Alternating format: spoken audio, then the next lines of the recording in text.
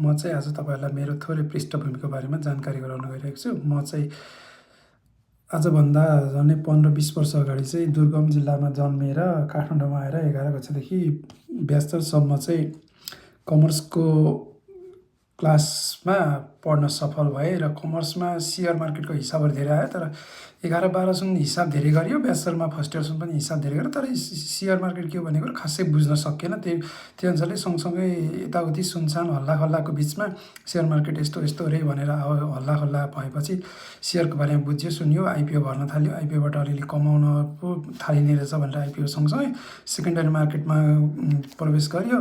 योभन्दा पहिलाको बुलमा पनि राम्रै लगानीहरू गरियो, घाटा नाफा जे जति भए पनि छोडिएन। सँगसँगै घटेर एकदमै तल्लो लेभलमा आउँदा पनि तपाईँको किनेको सेयरभन्दा 2 गुणा 3 गुणासम्म पनि नाफा भयो। ल नाफा हुँदो रहेछ। यो बुलमा फसे पनि बियरिसमा पनि त सेयर त अगाडि बढ्दो रहेछ। जस्तै कि तपाईँको कुनै पनि एउटा कम्पनीको नाम नलिकन म तपाईँलाई भन्न चाहन्छु, 150-160 रुपियाँमा किनेको सेयर 350-360सम्ममा कारोबार गर्दाखेरि तपाईँको पैसामा डबल मात्रै होइन कि पैसाले दिएको आनन्द र पैसा चाहिँ अब तपाईँको 1-1.5 वर्ष 2 वर्ष लाग्यो होला होल्डिङ। तर के भने कस्तो कम्पनी होल्ड गर्ने, कस्तो के गर्ने भन्ने कुरा चाहिँ अलिअलि बुझ्यो त्यति बेलासम्म। त्यही भएर त्यही अनुसार लगानी गर्न सफल भएँ म। सँगसँगै तपाईँको मैले कमर्स मात्रै पढिनँ। अब यो कमर्स सँगसँगै चाहिँ मास्टरमा मैले अब यो कमर्सको लगभग नलेज यही नै हो। यो हिसाब किताब लगभग यस्तै यस्तै हो भने थाहा भयो। त्यसपछि मैले इकोनोमिक्स मात्रै लिएर चाहिँ इकोनोमिक्समा 5वटा इकोनोमिक्स भएको सेमेस्टर वाइजको इकोनोमिक्समा मास्टर पढेँ।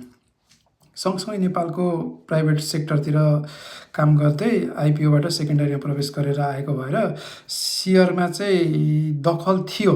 सँगसँगै दिनको 2 घन्टा चाहिँ अहिले पनि स्टडीहरू दिनकै स्टकहरूको बारेमा थोरै धेरै जे जति भए पनि गरिन्छ। र जापानमा काम गरेर आएको पैसालाई पनि मैले नेपालमै इन्भेस्टमेन्ट गर्ने हो। सँगसँगै तपाईँले आफ्नो सेनाहरू के पुलिस त आफैले खटियो, पुलिस एकजना भयो। अब एउटा आर्मी पुलिस पनि त चाहियो।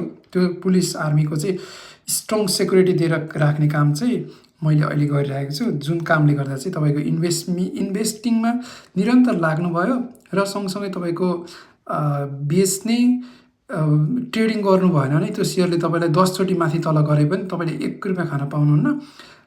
आइपिओ भर्दै हुनुहुन्छ नि, आइपिओको ज्ञान नलेज भइसकेपछि सेकेन्डरीको कम्पनीहरू बुझ्नुहोस्।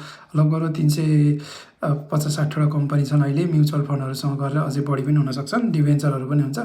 तर यति चाहिँ के भन्न सक्छु भने लगानी गरेपछि हेर्नु चाहिँ पर्छ।